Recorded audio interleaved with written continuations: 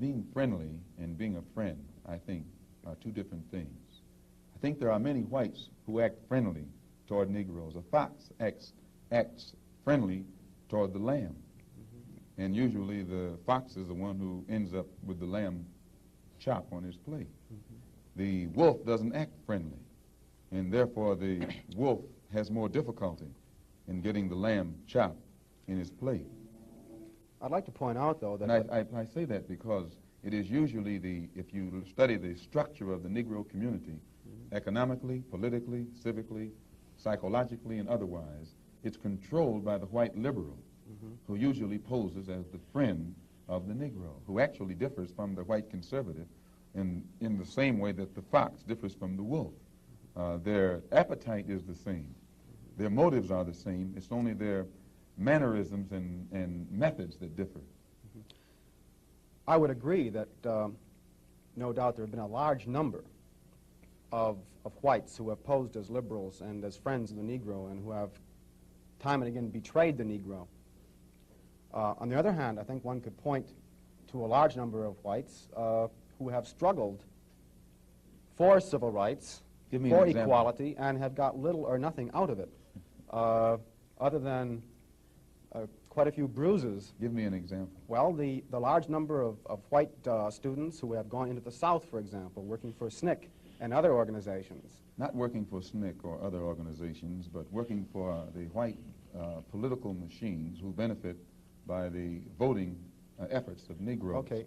I'll be more specific. I would cite Herbert Hill, for example, as a kind of person who has championed Negro job rights, for example, in New York City and elsewhere. He has fought the political machine. First time I met Herbert Hill personally was when they were picketing to stop the working on the Harlem Hospital in Harlem. Negroes for 10 years had to fight the city to get an annex built on the Harlem Hospital. Because in Harlem, we need a hospital more so than anything else. Our people are sick. Plus, we do a lot of cutting and shooting of each other, though we profess to be nonviolent.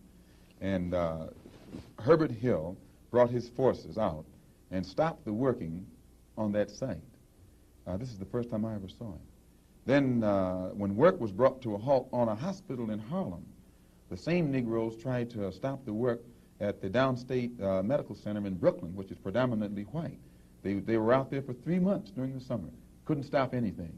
And I never saw Herbert Hill out there one time.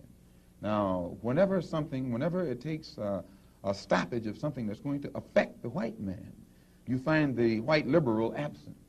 But when it involves something that primarily will affect the best interests of black people, and black people only, then that white liberal is present. Herbert Hill is the labor secretary for the NAACP.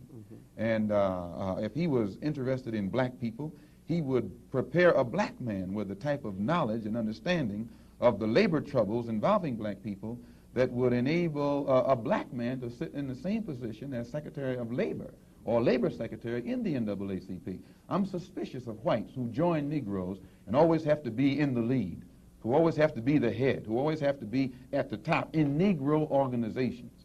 Those whites who really have the interest of blacks at heart, let them give some advice to some Negroes and stand on the sideline. But don't join the organization and then get at the head of it and pose as a friend of Negroes. Well, I would defend his sincerity and his commitment. And more than that, I would say that just because a person is a Negro or a black American does not mean that he's going to struggle for Negro rights or for jobs for Negroes or anything else. I think that today you could point to a large number of Negro leaders who have consistently betrayed Negroes in a whole host of areas. They aren't really Negro leaders. These are puppets that have been put in front of the Negro community by white liberals. These are parrots that have been put in front of the Negro community by white liberals. You can't name me a Negro leader who has been betrayed Negroes, who has not been endorsed, sanctioned, subsidized, and supported by the white liberals. Minister Malcolm, I'd like to... Well, I could cite one example would be Congressman Dawson, for example, in Chicago. In Chicago, a large number of liberals located in the Hyde Park district have consistently fought Dawson and his betrayals of the Negro, and they've also fought some of the people who represent Dawson on the Chicago City Council. The only Negro I know who is constantly fought, only Negro politician that I know who is constantly fought by white liberals is Adam Clayton Powell. And they call him a racist because he speaks so bluntly on the race issue. But I'm not, as I said, not too familiar with Dawson and his work.